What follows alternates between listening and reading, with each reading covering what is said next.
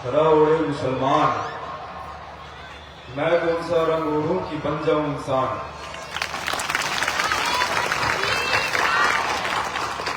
मेरे हृदय मंदिर के आराध्य सदगुरु कबीर साहब और उनके नेमी प्रेमी सभी भक्तजनों को साहिब बंदगी साहिब।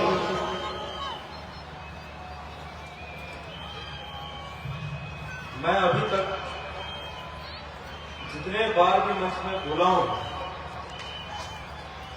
जितने बार भी मंच में मैं साहिब बंदगी बोला हूं, मुझे मेरे अलावा और किसी की आवाज नहीं है साहिब बंदगी। आप लोगों को शर्म आती है शायद साहिब बंदगी बोलने में, अभी भी नहीं बोल रहे हैं आप लोग।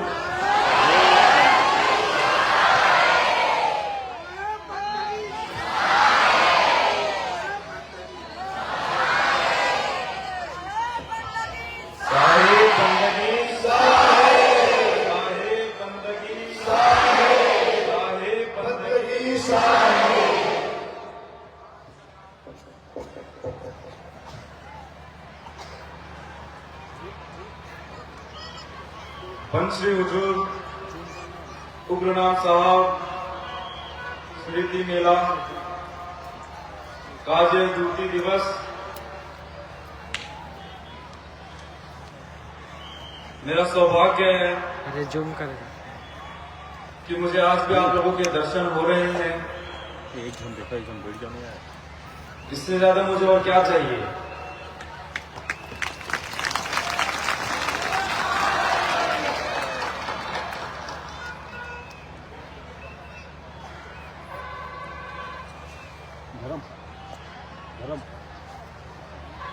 अभी आप लोगों को केडीवी मिशन के बारे में बताया गया। केडीवी मिशन को 1 वर्ष हो गया।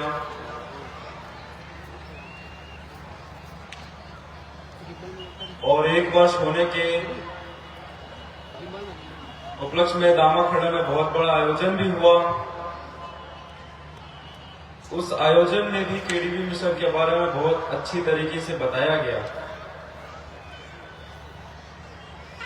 लेकिन मुझे एक चीज सुनने में आ रही है, आज भी सुनने में आई, कि लोग इस केडीवी मिशन से कंफ्यूज हो रहे हैं। आप लोग कंफ्यूज हो रहे हैं क्या बताइए? अगर आप लोग कंफ्यूज हो रहे होंगे तो मैं रात भर बैठकर आपको समझा सकता हूं। ये लोग आपको समझा सकते हैं।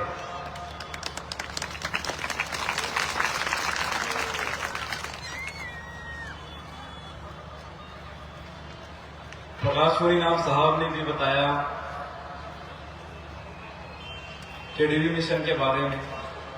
हमारी इतनी बड़े नवोदय यात्रा भी निकली, सदगुरु कबीर नवोदय यात्रा निकली हमारी, और हमारी पत्रिका भी छपी दृष्टि, जिसमें केडीवी मिशन के बारे में बहुत अच्छी तरीके से बताया गया है।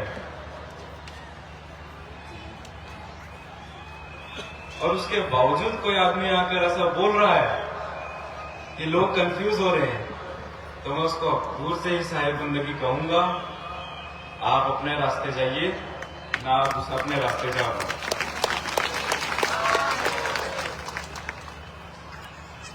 खैर बात तो ये भी है, वो समझ कर भी ऐसा दिखा रहा है कि नहीं समझ आ रहा है मुझे।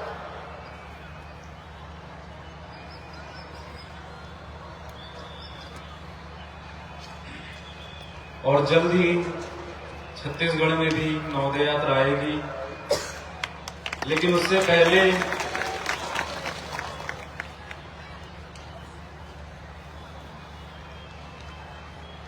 आप लोग केडीवी मिशन को समझ जाएं। हमारे प्रतिनिधिगण यहां बैठे हैं, आप उनसे पूछिए।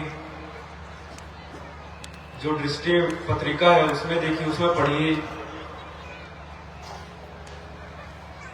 और केडीवी मिशन को समझने के लिए सबसे पहले आपको जागना होगा। जब तक आप जागेंगे नहीं, तब तक आप लोग कुछ नहीं समझ पाएंगे। ना केडीवी मिशन को समझ पाएंगे, ना सदगुरु कबीर साहब की वाणियों को समझ पाएंगे। जब तक आप नहीं जागेंगे, आप कुछ नहीं समझ पाएंगे।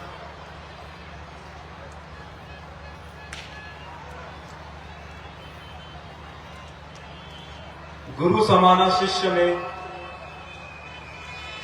शिष्य लिया करने, बिलगाए बिगले नहीं, एक प्राण दो दे।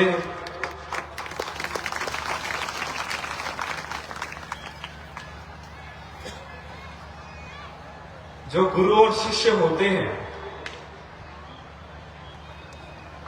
उनको आप कितनी भी कोशिश कर लें अलग करने की, वो अलग नहीं हो सकते। भले दो प्राण है लेकिन देह एक है।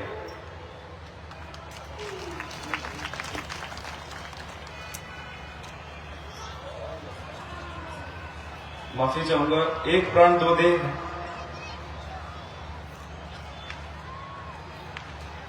उनको आप जितनी भी कोशिश कर ले अलग करने की, वो अलग नहीं होंगे। अगर गुरु भी प्रामाणिक होगा और शिष्य भी सच्चा होगा तो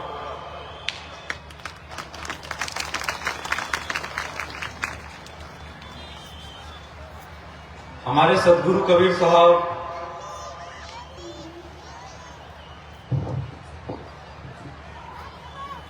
विदेश तक गए, उन्होंने सत्संग किया। क्या कारण था? वो एक सच्चे शिष्य की तलाश में थे, इसलिए वो जगह जगह जाकर सत्संग करते थे।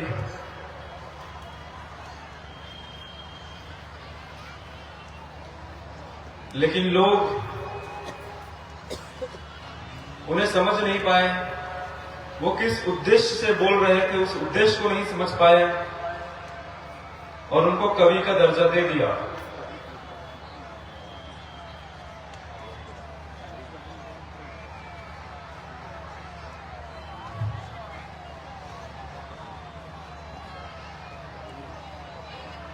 वो पूरा भारत घूमे, वो विदेश घूमे, जगह जगह जाकर सत्संग किए।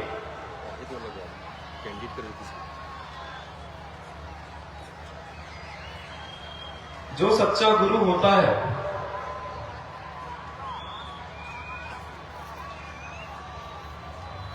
वो हमेशा एक सच्चे शिष्य की तलाश में होता है।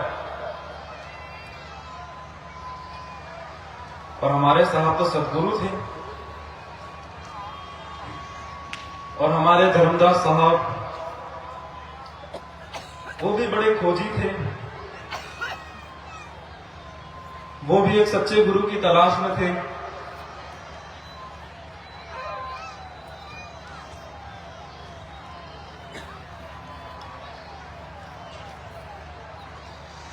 वो भी एक सच्चे गुरु को खोज रहे थे जगह जगह पर। और ऐसा एक योग बना कि धर्मदास साहब सदगुरु कबीर साहब से मिले। जो सदगुरु कबीर साहब ने बातें बताई, जिस उद्देश्य से बताया, धर्मदास साहब उस उद्देश्य को समझे, उनकी बातों को अपनाए और धर्मदास साहब के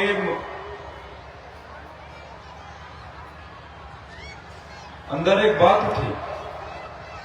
वो एक चीज सोचने लगे कि मैं इस संसार में आया हूं, इस संसार में आकर मैंने जितना पूजा पाठ किया, जितनी साधना की, जितनी भक्ति की, उसके बावजूद मैं अधूरा हूं। और वो ये जान गए कि मैं इस पुरुष को नहीं छोड़ सकता, क्योंकि वो स्वयं सत्य पुरुष हैं।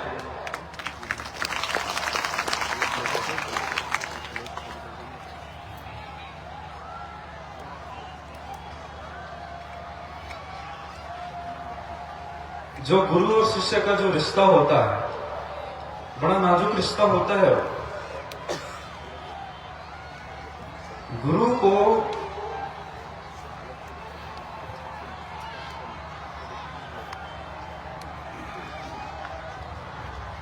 बहुत ही धैर्य से शिष्य को संभालना पड़ता है।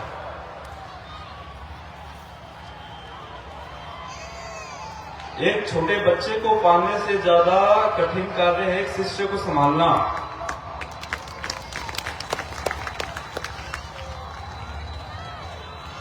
शिष्य को वो विश्वास दिलाना बहुत जरूरी है। अगर उसे पूरा विश्वास नहीं होगा वो गुरु से दूर हो जाएगा। अगर ज्यादा विश्वास हो गया तो वो अंधभक्त बन जाएगा,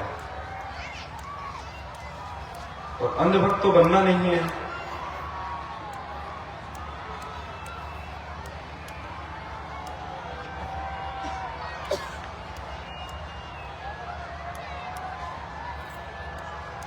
और गुरु हमेशा अपने शिष्य से एक सवाल करता है कि तुम्हें क्या समस्या है।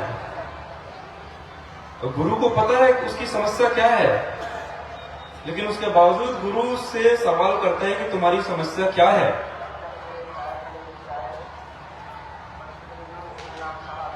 क्योंकि गुरु को पता होता है कि शिष्य इतने जल्दी नहीं बोलेगा। उसे पता रहता है कि वो घुमाएगा। अगर गुरु पूछेगा तुम्हारी समस्या क्या है, तुम्हें क्या परेशानी है, तो शिष्य बोल देगा नहीं सब ठीक है, सब ठीक चल रहा है।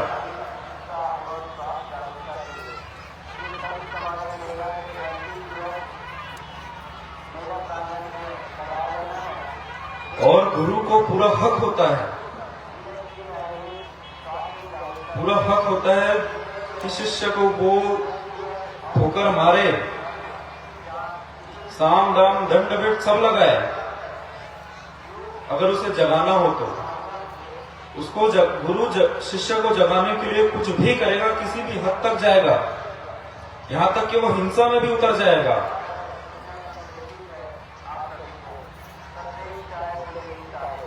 जो डॉक्टर होते हैं वो ऑपरेशन करते हैं तो वो चीरा लगाते हैं। क्या उस चीरे को हिंसा बोलेंगे? नहीं बोलेंगे। क्यों चीरा लगा रहा है? हमें ठीक करने के लिए।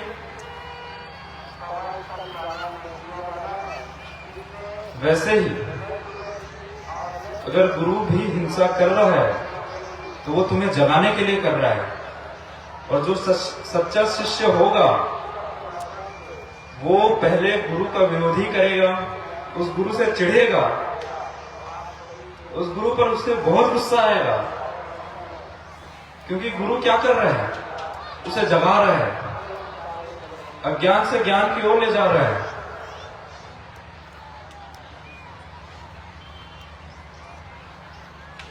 जो उसने इतना संसार बनाकर बैठा हुआ है अपने कल्पनाओं में, जैसे छोटा बच्चा होता है वो खेलता रहता है,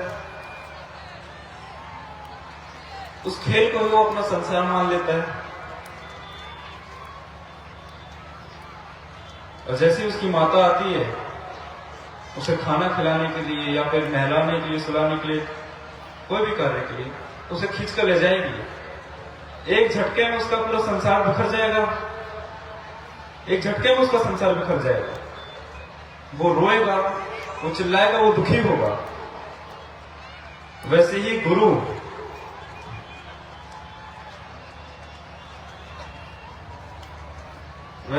उसको झटकार कर उठाएगा कि उठ, ये तेरा संसार नहीं है,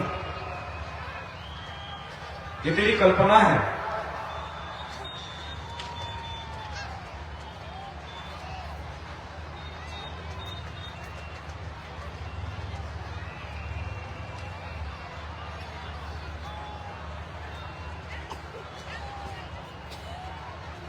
और शिष्य को बहुत तकलीफ होगी।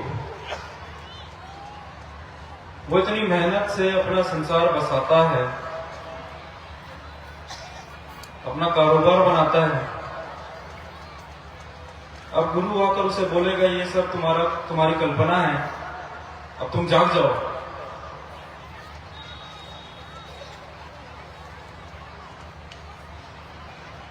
तो उसे गुस्सा ही आएगा, वो बेचैन होगा, वो अपने आप को बचाने की पूरी कोशिश करेगा, लेकिन गुरु फिर भी नहीं रुकेगा।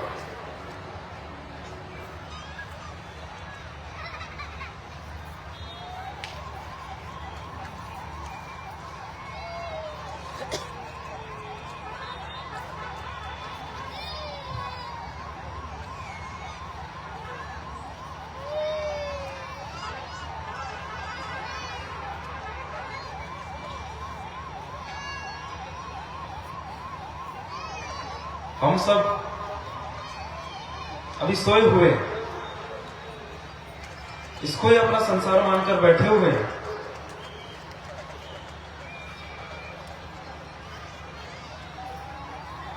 आपको पता है हमें दुख क्यों मिलता है? दुख मिलने का सिर्फ दो कारण है। पहला, अपने आप को कुछ मानना, और दूसरा, किसी को अपना मानना।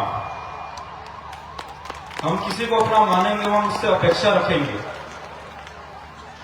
अगर हम अपेक्षा रखते हैं तो हमें दुख भी मिलेगा। हम अपेक्षा रखना ही छोड़ देंगे तो हमें कोई दुख नहीं दे सकता।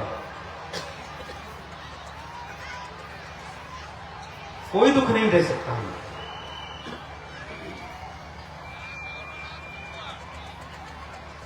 मैं तो कहता हूं आप लोग अकेले हिमालय में जाकर बैठ जाएं, लोगों से दूर हो जाएं।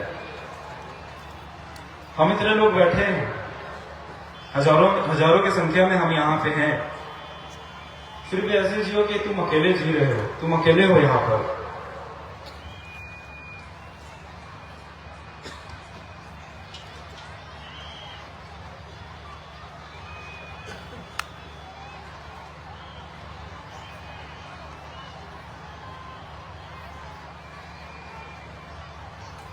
और कोई कंठी माला पहनने से, चंदन लगाने से, ये वस्त्र पहनने से संत नहीं बनता। जो जाग गया वो संत है। जो जाग गया वो संत है। फिर उसके लिए कोई धर्म या कोई पंथ कुछ मायने ही नहीं रखता।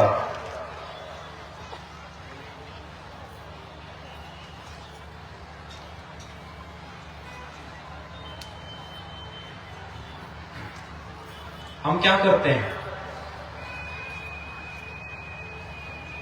हम साहब की वाणियों में अपना स्वार्थ लगा देते हैं। स्वार्थ का मतलब हम अपना अर्थ जोड़ देते हैं, स्वयं का अर्थ। हम साहब की वाणियों को अपने हिसाब से बताते हैं। आप अब ये अभी देख लो, एक भजन है, एक डाल दो पंछी बैठा, कौन गुरु कौन चेला। गुरु की करनी गुरु भरेगा, चेला की करनी चेला भरेगा। आप एक बात बताइए, अगर किसी गुरु को उसकी करने का भुगतना पड़ रहा है, जो उस गुरु ने कर्म किए हैं उसे भुगतना पड़ रहा है, तो वो काहे का गुरु? काहे का गुरु?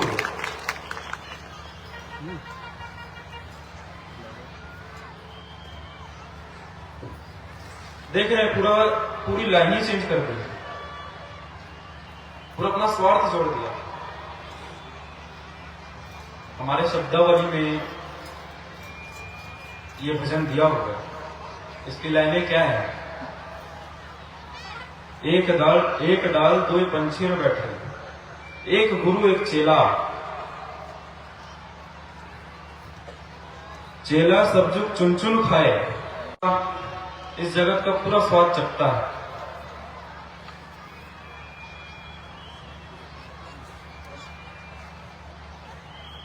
और उसे ही जगाने के लिए गुरु आता है।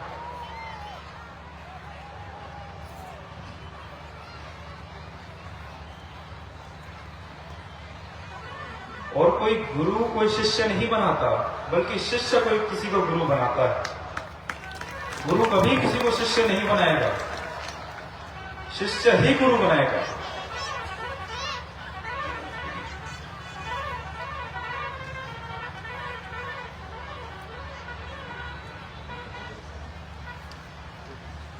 हमारे सदगुरु कबीर साहब को शिष्य के रूप में धनी धर्मदास साहब मिले, और किसी गुरु के सामने सच्चा शिष्य आ जाए तो गुरु अपने आप को कभी नहीं रोक सकता, कभी अपने ज्ञान के भंडार को नहीं रोक सकता।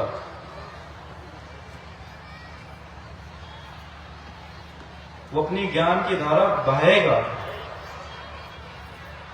और 600 वर्ष पहले जो ज्ञान की धारा बही वो अभी तक बह रही है और आगे भी बहेगी।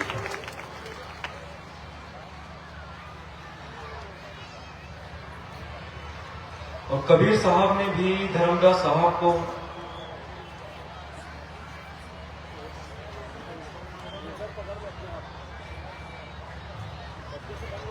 जो हमारे कबीर साहब हैं, वो पहले धर्मदास साहब को जगाने की कोशिश करे, उन्हें जगाए। उसके बाद वो चर्चा शुरू हुई, ज्ञान चर्चा, जो अभी तक चल रही है और आगे भी चलेगी।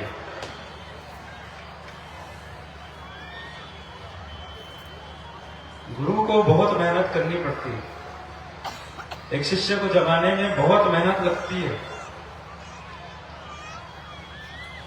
बहुत संभाल कर ही निर्णय लेना पड़ता है गुरु को।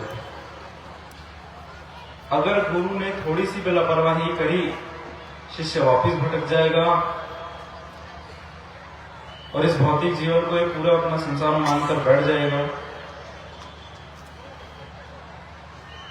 इस कल्पना में ही जीते रहेगा।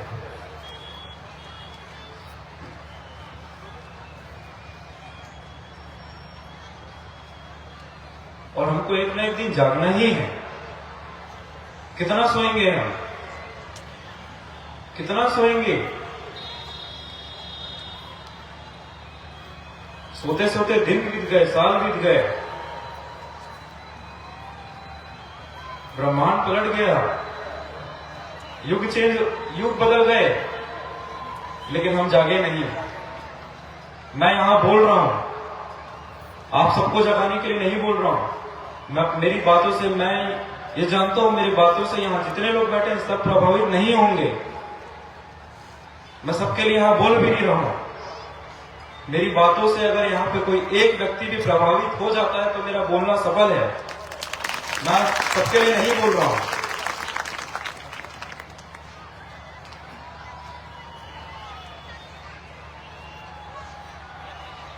और हम क्या करते हैं? साहब को देह रूप में ही देखते हैं।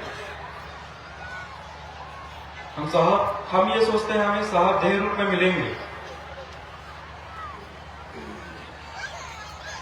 तभी तो लोग मुझे आकर कह रहे हैं कि साहब प्रकाश मीना साहब से अर्जी करना कि 10 मिनट के लिए आ जाए, हम सिर्फ सामूहिक आरती कर लेंगे, भले कुछ मत बोले, बस 10 मिनट के लिए आ जाए। क्यों आप लोग देख रहे हो देह रूप में? साहब शरीर में नहीं, साहब शब्द में है। आप लोग ये चीज मानिए, अपने अंदर बैठाइए।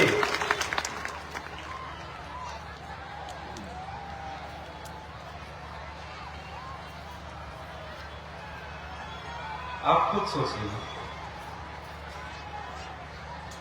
जो हमने कबीर साहब का चित्र, कबीर साहब जो हमारे, जो ये फोटो में दिख रहे हैं, वो चित्र भी हमने ही बनाया है अपनी कल्पनाओं से। धर्मदास साहब को भी हमने बनाया है अपनी कल्पनाओं से। हमारे वंश गुरुओं को भी हमने ही बनाया है। धीरज नाम साहब तक हमने अपनी कल्पनाओं से ही बनाया है कि हम सोचते थे हमारे साहब ऐसे दिखते होंगे। यहां तक कि हमारे साहब ही नहीं, राम भगवान को देखो, कृष्ण जी, उनको भी हमने ही बनाया है अपनी कल्पनाओं से।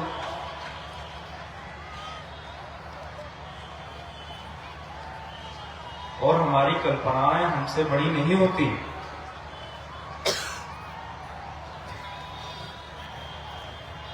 अब हमें उग्रनाम साहब का, हमारी किस्मत थी उनकी तस्वीर मिल गई हमें, तो हमें पता चल गया कि हाँ हमारे उग्रनाम साहब ऐसे दिखते थे।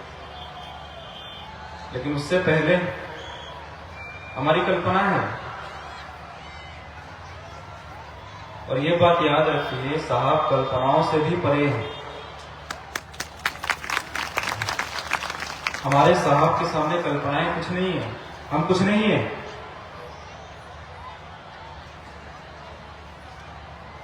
अब लोग मंदिर जाते हैं, लोग मस्जिद जाते हैं, आधे से ज्यादा लोग शिकायत लेकर जाते हैं या कुछ मांगने जाते हैं।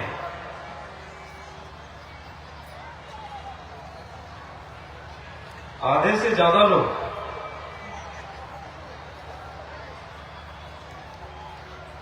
सब अपने स्वार्थ के लिए जाते हैं।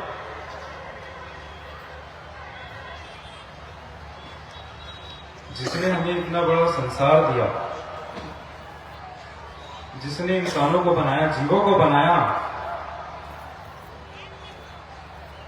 इतनी बड़ी व्यवस्था बना के हमें दी, उसके बावजूद तुम उससे कुछ मांग रहे हो।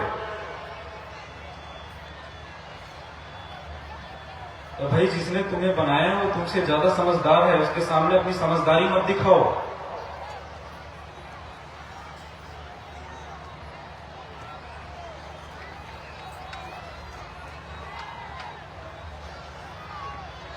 साहब कई भजन है, लोगों कहां ढूंढे रे बंदे, मैं तो तेरे पास में, ना तीरथ में ना मृत में मैं तो हूं, श्वसन की सांस में मैं तो हूं, विश्वास में। साहब विश्वास में है,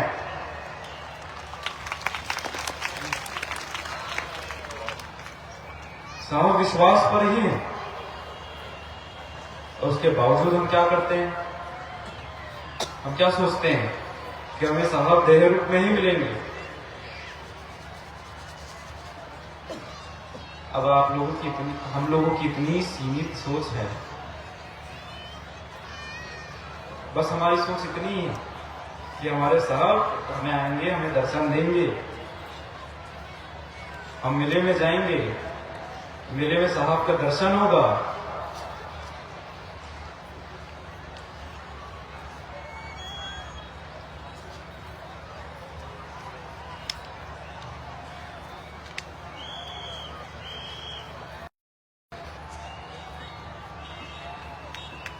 और जो ये व्यक्ति ये सोचता है अपने, उसके दिमाग में ये बात भी आती है कि हमारे सदगुरु कबीर साहब हमें देव रूप में दर्शन देंगे, हम उनका दर्शन होगा।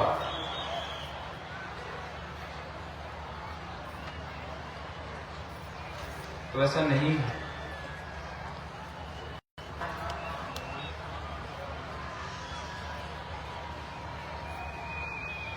ये सब मन ही है। और साहब कहते हैं बोध से नीचे मत जाओ। हम बोध में नहीं जा रहे हैं, उसके अलावा सब चीज में जा रहे हैं। बोध क्या है?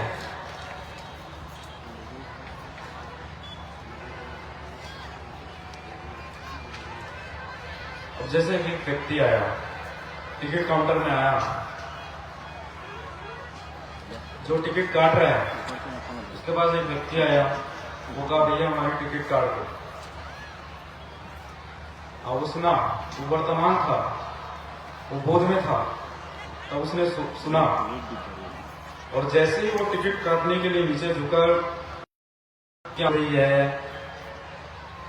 या कोई अपनी कला दिखा रहा है या कुछ भी हो रहा है, बस देखते रहो, कुछ मत बोलो, बस उस चीज को महसूस करते रहो, उस चीज को देखते रहो। और पूरे जीवन भर, मैं तो कहता हूं पूरे जीवन भर बोध में रहो, सिर्फ चीजों को देखते रहो,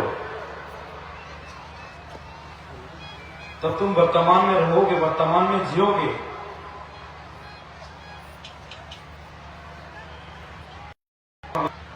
दुख हमें इसलिए मिलते हैं कि हम सही राह पर नहीं चल रहे हैं। अगर हम सही राह पर चलेंगे, हम सही चलेंगे तो हमें कभी दुख नहीं मिलेगा। हम हल्का सा भटके, हल्के से गलत राह पकड़े, गलत रास्ता पकड़े तो हमें दुख मिलेगा। तो आप चेत जाओ कि भाई हम गलत जा रहे हैं, तो दुख हमें मिल रहा है, ये संकेत है आप लोगों के लिए। दुख एक संकेत है, इसे आप किस्मत से मत जोड़िए। मतलब की बातें सुन रहा है। एक उदाहरण देता हूं आप लोगों को। एक कुत्ता होता है, वो बैठा है शांति से, उसके सामने से 50 हजारों लोग निकल रहे हैं, उसे फर्क नहीं पड़ता। कहीं दूर उसने दूसरे कुत्ते को देख लिया, उसके कान खड़े हो जाएंगे, वो चौकन्ना हो जाएगा। वैसे ही मैं कह रहा हूं, जो मैंने बहुत सारी बातें कही, हाँ उसको आप हाँ शांति से बैठ के हाँ बोल रहे हैं, हम लोग सुन रहे हैं। बाबा बावड़ी माता सहयोग बन सकते हैं, हम बन सकते हैं। अब ये मत सोचना कि नहीं वो तो हम तो उनके पैरों की धूल भी नहीं है, हम अपने आप से कंपेयर कैसे कर सकते हैं, ऐसा नहीं है।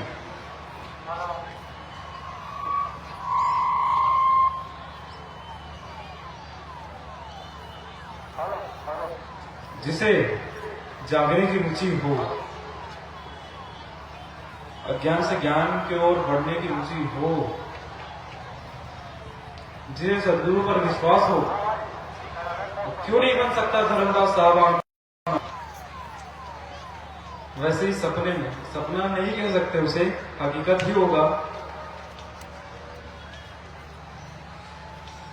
हमारे 13वें वंश गुरु दयाराम साहब मेरे सपने में आए। वो एक हाथ पर लाठी पकड़े थे, एक हाथ ऐसे पीछे, एक हाथ लाठी पकड़, मैं सोया हूं, मेरे सामने आकर खड़े हो गए। अपनी लाठी से मुझे ऐसे हिलाकर उठाया, मैं आंख खोला,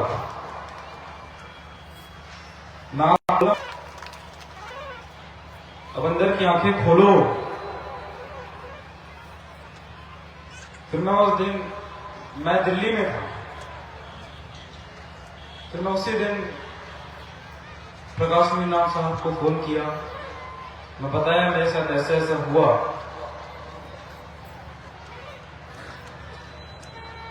फिर उन्होंने भी मुझे एक चीज कही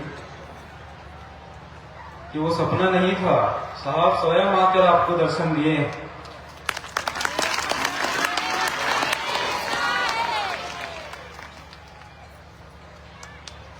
और साहब ने कहा है, अब साहब ने कहा है जागने को, तो अब जाग जाओ। मैं उस दिन से जाग गया हूं, पूरा नहीं जागा हूं, मैं झूठ नहीं कहूंगा, पूरा नहीं जागा हूं, लेकिन मैं जाग गया हूं। सुखिया ये संसार है, खावे और सोवे, दुखिया साहब कबीर है, जागे और रोगे। जब साहब थे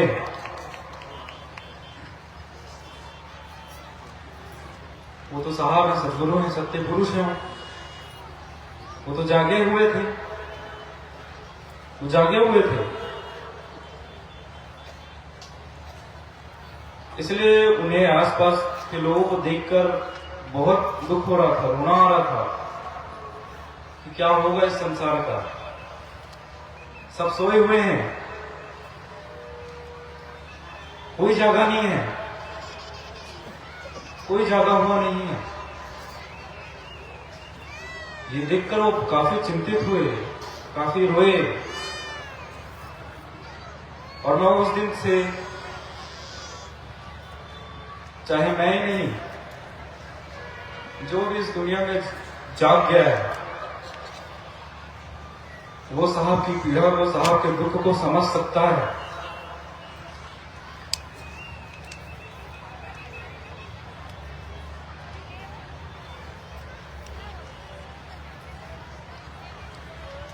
देखिए, जागना मुश्किल नहीं है, आदमी जाग सकता है, जगाना बहुत मुश्किल है, जगाना बहुत मुश्किल है। और गुरु का काम क्या है? जगाना।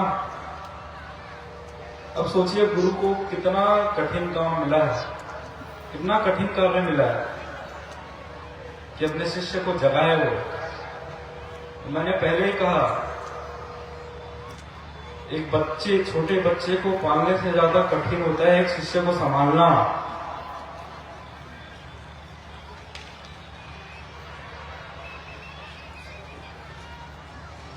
बहुत ही धैर्य के साथ अपने उसे संभालना होता है।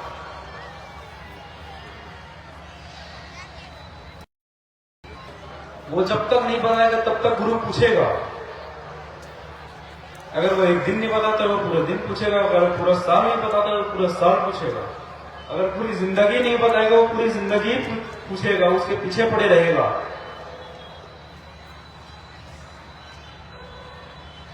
और शिष्य समझ गया कि हां, मैं अधूरा हूं, मैं अभी जागा नहीं हूं, मैं ज्ञानी हूं। अगर शिष्य समझ गया और गुरु को ये जवाब दे दिया, उसके बाद गुरु का कार्य शुरू होगा।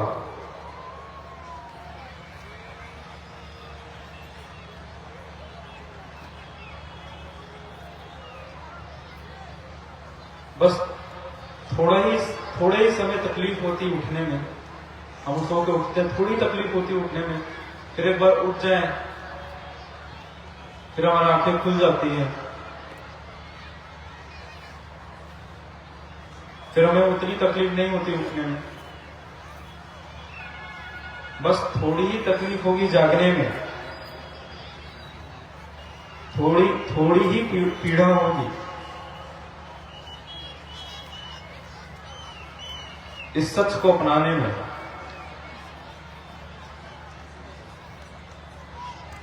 और जैसे हमारा कुछ ऑपरेशन हुआ,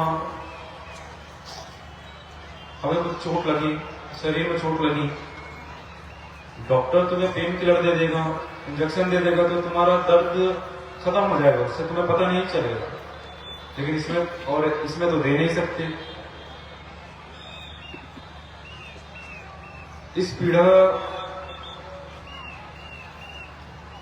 का समाधान क्या है? खुशी खुशी इस सच को अपना लो, मुस्कुरा के इस सच को अपना लो, तब तुम्हें ज्यादा पीड़ा नहीं होगी, ज्यादा तकलीफ नहीं होगी।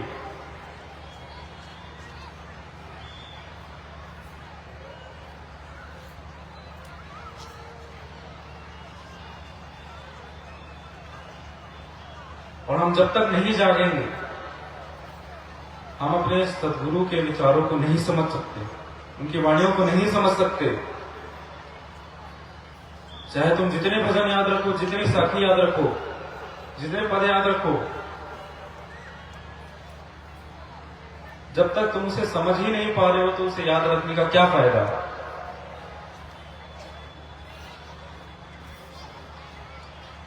तुमको क्या लगता है, तुम्हें ये सब याद है तो तुम ज्ञानी बन गए, संत बन गए?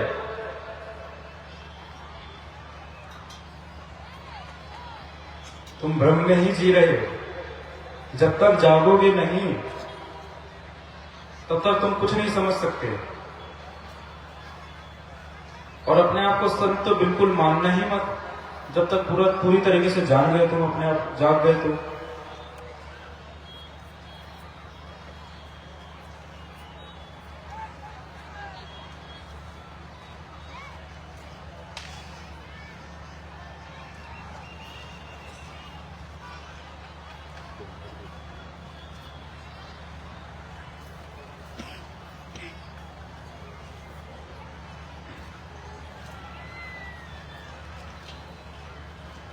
और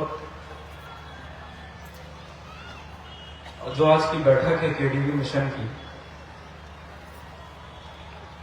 वो इसलिए रखी गई है कि आप केडीवी मिशन को समझ पाओ। उसको समझने का सबसे बढ़िया उपाय है आप लोग जाग जाओ। जब तक आप जागोगे नहीं, तब तक किसी चीज का कुछ फायदा ही नहीं।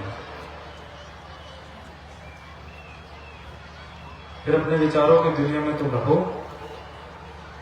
अगर तुम्हें नहीं जागना है तो।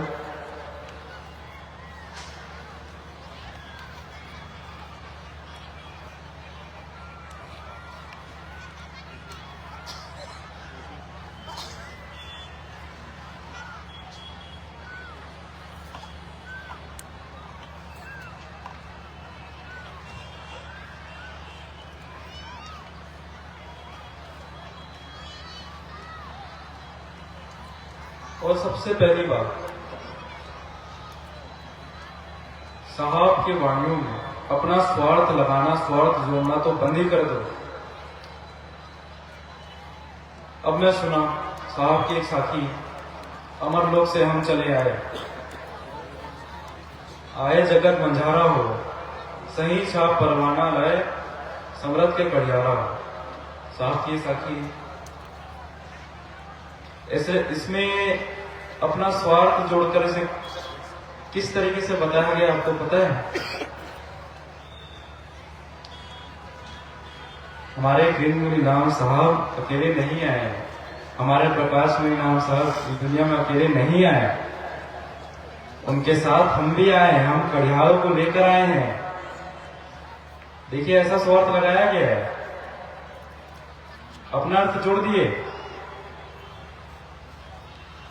साहब की साखियों में अपना अर्थ जोड़ दिए, बन गए महान, बन गए महापुरुष।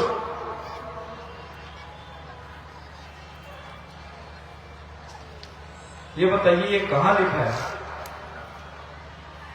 कहां लिखा है कि मुनि नाम साहब अपने साथ कड़ियाल लेकर आए हैं इस दुनिया में?